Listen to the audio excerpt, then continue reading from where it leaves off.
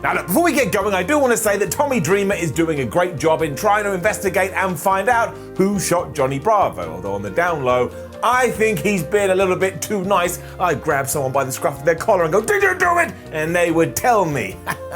Well, they'd lie to me and I'd go home and cry to my mother. But we do have 10 suspects that I think need a closer look. And while Tommy is doing his thing, I thought I'd do my own thing here. But just to copy his idea, this is my detective outfit. I know the hat's not right. I ordered it, but it didn't come in time. But does he have a penguin? No, he does not. This is my private detective penguin. I'm an embarrassment. Let's go.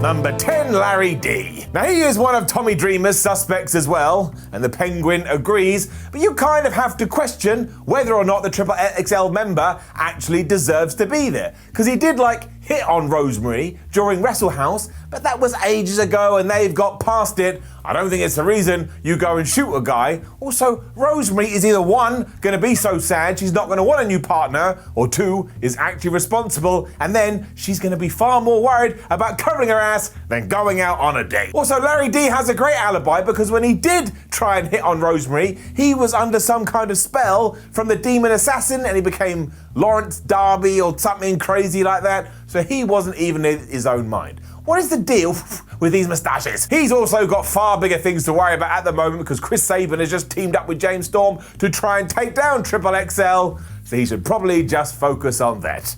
So says the Penguin. Number 9, Cody Deaner. Now with Cody Deaner, we have a little bit more fuel where there is fire, because he was of course part of the wedding party that Johnny Bravo put together, and Johnny wasn't nice to him at all. In fact, he basically treated him like a piece of shit that had just come out of his ass. And if my mother is watching this, she sometimes does, I'm very sorry for my language. Now, the real thing Cody has working against him is during one of these moments when he lost his rag, he actually shouted out, "I will murder you, Johnny Bravo!"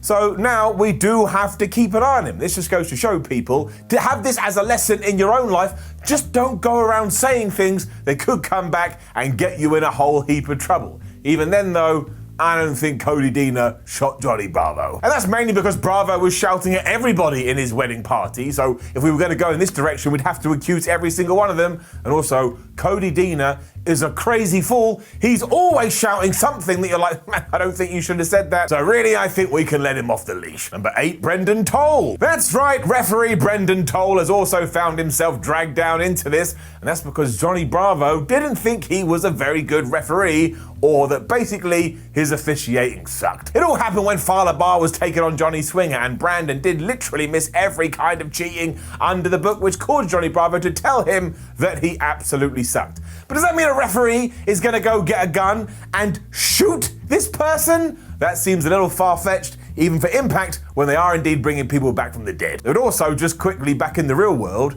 be the dumbest thing you could ever do. Whoever turns out did shoot Johnny Bravo should then be pushed to the moon, and unless Mr. Tolle is going to become a wrestler, I don't think a referee is going to be Impact World Heavyweight Champion. But you just never know. Number 7, Fowler Bar. I mean, Fowler Bar is a criminal. There's no two ways about it. He stole the money from Hernandez and then he lied about it. So not only is that theft, it's lying to the police, kinda. Maybe he got a real taste for it, a real thirst for crime, and thought, aha, let's go all the way out to the top and start shooting idiots in the face. Also, he was fired by Johnny Bravo as his best man. Now, this was doubly confusing, so I don't understand why Fowler Bar was the best man to begin with, but I could understand why that would hurt you so. You wanted to be a part of this wedding so bad. And then when it happened, you were just in a Stay Puft Marshmallow Man costume, and this day here, no one the hell knows why. Unfortunately for him, he is a known liar. Again, he keeps lying about that money, but I still don't think it's Fowler Bar, just because mostly when you do go through his record, he has been a little bit of a goof. Number 6, Johnny Swinger. Once again, tying into who was going to be Johnny Bravo's best man, Johnny Swinger felt really put out that he was never even offered this position because he believed he should step into this role. I mean, that means nothing coming from Johnny Swinger. Ever since he returned to Impact, he has been the most arrogant man on the planet. He probably thinks he's hosting this video, even though that doesn't make any sense. But he's got to be the center of everything. But that does mean that maybe he is guilty of this because, of course, he has a huge ego on him. When you go into the serial killer profile, that is one of the tick boxes. But when you kind of jump into his character, if he did do it, he'd probably do it by accident, and that would make an absolute mockery out of him. I mean, you can't even intend to shoot somebody, come on. I suppose you could use it as a massive twist, where all of a sudden he does become really methodical and really quite terrifying, but that doesn't really work for his persona. But he's still in the mix as far as I'm concerned, but yeah. It would have been a mistake. And then they can just be like, ha ha ha, I'm so sorry I shot you. Number 5, Hernandez. Now, if Fala Bar had been killed, I would have made Hernandez the prime suspect, because again, he had his arm wrestling money, that got stolen by Fala Bar, and no matter what Hernandez did, even alongside Reno Scum, he couldn't get it back. As I'm recording this video, he still hasn't got it back, and I really want that whole storyline to die, like Johnny Bravo. He's still alive. Here's the thing though, Hernandez in general is kind of crazy and kind of intimidating. And did he get invited to the wedding? No. So was he present at the wedding? No. That means we don't know what he was doing. So actually, yeah, he's somebody we've got to take seriously. Now, I'm not saying that it would be the most exciting reveal, and really we should find somebody out of left field to make it a proper, I can't believe it, but out of everybody else, Hernandez is at the top of the list.